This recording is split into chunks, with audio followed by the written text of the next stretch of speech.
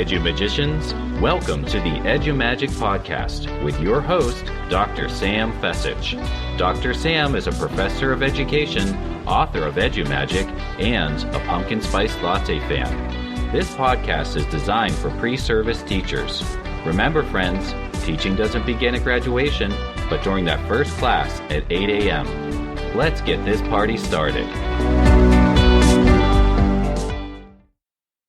Friends, welcome back to another episode of the Edumagic Podcast. Today I have Hannah Sansom on the show, and she's taking over as a guest host. So sit back, relax, and enjoy her take on ways to pull away from these pit stops that we're in. You can check out the show notes over on sfessich.com. Hey there, Edumagicians. It's Hannah, and I'm going to share today with you 3 tips for pulling away from the pit stop. You can find this and more tips and articles at my site, multiplyinglearningforall.wordpress.com. So, no matter the job, the school, the positions, disappointments, as you know, or pit stops, as we like to call them, as the authors of Edumagic Shine On, they're going to happen. Pit stops are inevitable. As we discussed in our book, Edumagic Shine On, A Guide for New Teachers, we explain that pit stops are meant for a quick visit, not for a long stay. We explore and share some of the pit stops that we encounter as a new teacher in Chapter 2 of Edumagic. So head on over to Amazon or Barnes & Noble and grab your copy today. So you might want to ask yourself, okay, if pit stops happen, how am I going to overcome or pull away from these? So we have 3 tips. 1, identify the positives. The biggest thing that you can do for yourself during a pit stop is to identify the positives. Let me repeat that. The biggest thing that you can do for yourself during a pit stop is to identify the positives. Find the good. What went well during the lesson? What door does this situation open? What is a positive takeaway? How will this help me to grow? Second, journal. I kept a journal entitled The Do's and Don'ts during that first year of teaching. It was simply just a journal. I jotted down things that I wanted to stay the same for next year and the ones that I wanted to change or improve. So do that. Record the funny moments, the memorable comments, or simply just journal as a way to reflect and to take care of yourself. And thirdly, use checklists. I am a lister.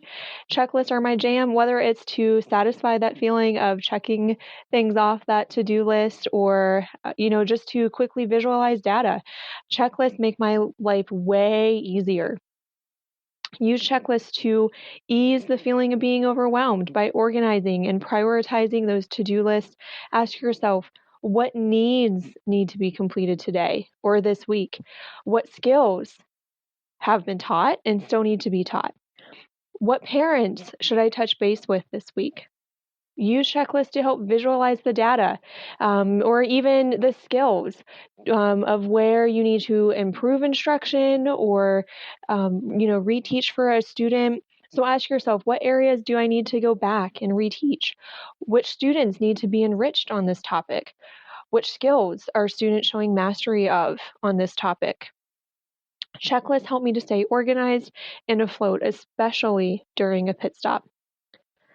Friends, we're all experiencing a pit stop at this current time.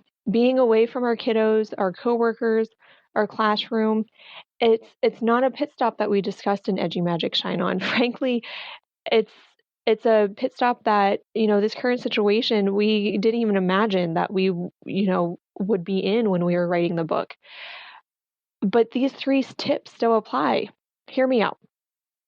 First, find the positive. What is something good that is a result of this quarantine? Did you find yourself spending more time with your family? Are you making more positive contacts with the families of your students? Are you taking more time to implement teacher self-care? Find the positive. 2, journal. Write your thoughts, the fears, the joys, the daily mundane events that you're doing in the stay-at-home time that we're all in. Journal this time of history in the making.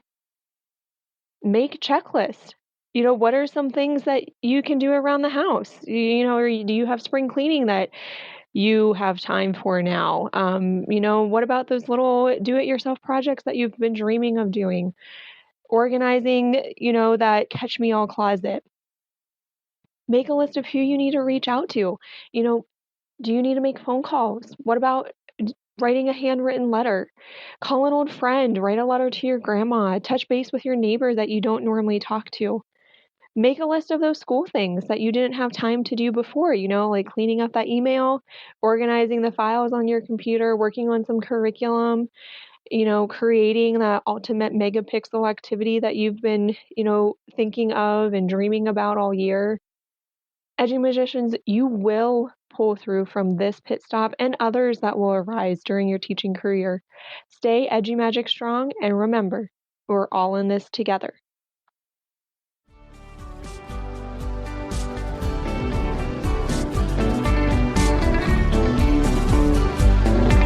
And there you have it, Edumagicians. If you enjoyed this episode, please subscribe and share it with your friends.